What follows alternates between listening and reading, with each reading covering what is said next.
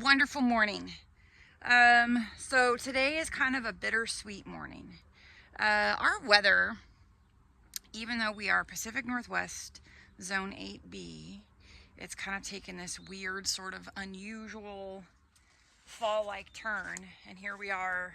It started the middle of August. We're in the middle of August, heading in towards the end of August. School's going to start next week, and the weather is literally like that of late September. So it's not bad. It's good. Like, I think the things in the garden are starting to thrive a little bit more because it's cooler and they're not under heat stress. But with that, it is probably time for me to start some garden cleanup. So I'm out here with my volunteer squash. I think I've mentioned that before. I had some volunteer squash that just popped up in my garden and I let them grow because why not? Well, it has now gotten to the point where I cannot walk through my garden. So I am pruning, and then as I'm pruning, I'm like, I may as well just yank them up. So I might yank them up, and I cannot complain because that is a pile of Thelma Sanders. I'm assuming it's Thelma Sanders. Whether or not it's true to the Thelma Sanders is a whole nother thing, because you know how squash cross-pollinate. But so that is only half the plant. I have a couple more that are sitting back by my greenhouse, and I have this whole other half a plant to rip up. And the same thing with this one. I'm going to do it for the sake of being able to get through my garden and find my hose again. Not that I have needed my hose, which I know some of you are probably jealous of. But at the same time, with that, go ahead and realize that these are my tomatoes.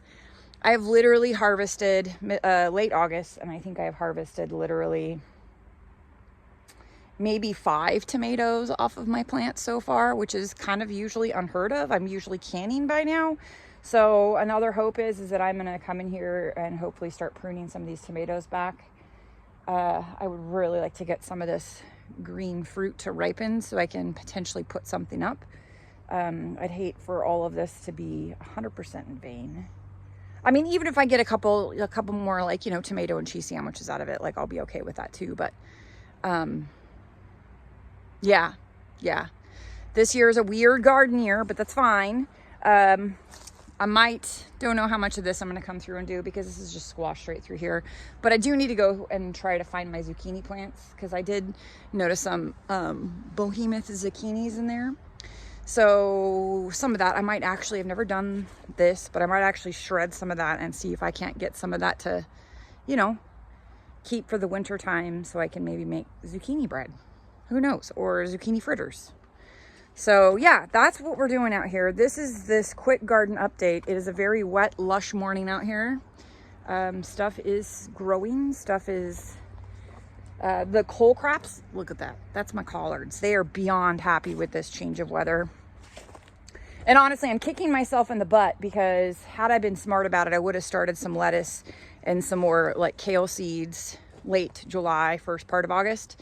Now I'm probably just going to go look for some starts. I know cheater, pumpkin eater, but if I can get some more of those planted and growing, the upshot of that is where I'm at, they will live through the winter. And in case nobody knew this, when they get hit with a freeze or a frost, it actually sweetens the leaf up. So if you've got people who are like, oh, I hate kale, feed them kale from the garden in the winter.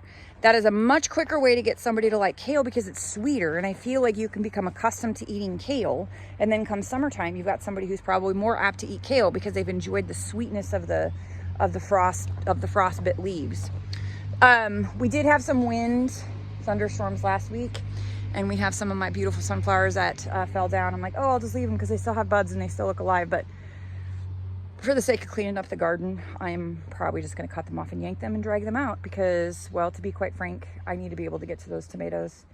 And upshot of the deal is Boris is going to love me. I will try to save a couple of the more spent seed heads because I would really love to get some cross-pollinated fun sunflowers out of my garden in my garden next year because, you know, I'm one of those crazy wackadoos. So I feel like that's huge plans for the garden. And if I can manage it,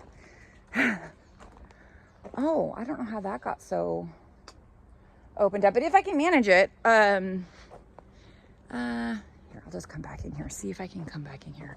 This pumpkin patch is off the hook. Let me turn this around. See, that's kind of exciting to see. I've got some pumpkins that are starting to turn orange in there. I actually have some green beans that are starting to grow, so I'm going to have to come in here. I'm going to have to come in here and I'm going to have to pick some green beans, which is awesome. It really looks like something has been in my garden now that I look at the leaf push overage, which I think is half my fault. So, oh gosh, sorry. So I think it's half my fault because I left my garden gate open and I was noticing my stuff up in the front by the greenhouse. I've got some kale in some of my round oval beds, and it looks like definitely for sure those have been chewed on by a four-legged foe or friend or lawn ornament or deer, as I like to call them. Some other things that are like, this is super exciting. Some of these zinnias have really decided to take off, which is awesome because I was really like, oh gosh, they're not doing anything. I need to come out here and I need to harvest some of these seed heads. Oh, see, you know, it's August and you see this? Yeah. Dirty little slug buggers. Shh, don't say anything. I just did that. Yeah, so yeah,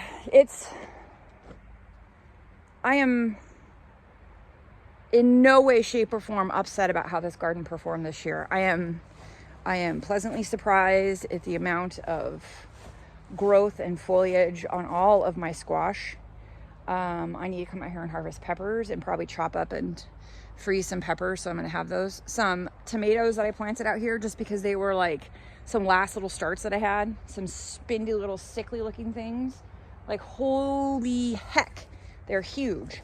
Same thing with my potatoes. Holy heck, it's insane. The potatoes in this box, I need to come out here and harvest them for sure.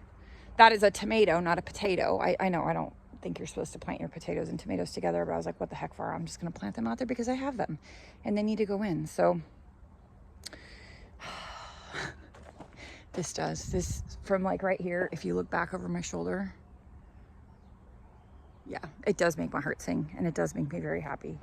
This is for sure my happy place when you start to feel down about the world. Go out to your garden and watch what Mother Nature can do. Oh, so here's something. So with the talk of my tomatoes and the fact that I'm struggling with them, it's interesting because on the flip side of that, somebody had actually commented on one of my videos and I tried to comment back, but she was saying that her garden, because she lived in Sacramento, it was in California somewhere. Anyways, they experienced like 111-degree weather. So it's so interesting to me that I'm on one side of the coin and she's on this other side of the coin. I think it's a she, but they are on this other side of the coin. And so I was telling my husband, because we ran into somebody at the farmer's market and he's like, oh no, I greenhouse grow my tomatoes and I've been picking them since June. So I might have to grow fewer plants and I might have to invest myself in a caterpillar tunnel so I can try to push my tomatoes to make sure I get a harvest next year. Whereas she, being in some place that hits triple digits like that, and I don't know how prolonged her triple digits were, but maybe look into doing something like shade cloth. So I feel like there's always a solution, or there's something you can do when you are faced with these adverse growing conditions, right? Like there's always things you can do to help grow your garden and still produce food. You just have to figure out what it is that you're going to need for your area. Now, I will also say that we have hit triple digit weathers a few years ago. I don't know if anybody remembers, but a few years ago, while I still lived in Vancouver, oh, slimy leaf. I still lived in Vancouver, but we hit 117. It was like a week of 100-degree weather, and the garden did struggle. And I feel like the garden just kind of turned off and stuff looked kind of bad. I just tried to make sure I kept watering, and then as stuff cooled down a little bit, stuff took off. And then we had the smoke season. Oh God, that smoke season that year was awful. But anyways, neither here nor there. Back to the point. The point is that even though things are not ideal, I feel like as a gardener, there's something we can always do to help get what it is we're trying to achieve out of our garden. Yeah. Okay. That being said, I think I'm just going to wrap it up and everybody get out there and figure out how to farm your own daggum yard.